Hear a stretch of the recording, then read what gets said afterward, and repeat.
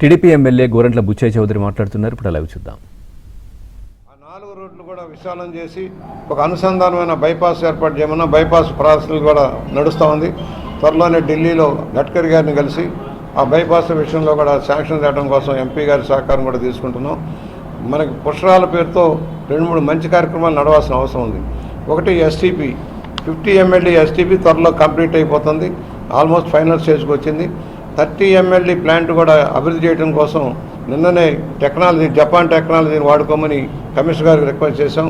పాతది కూల్చివేయకుండానే దాని అధునాతనమైన టెక్నాలజీని వాడుకొని 30 MLD కూడా చేస్తే 80 MLD ప్లాంట్లు వస్తే కొంత నగరానికి మేలవుతుంది.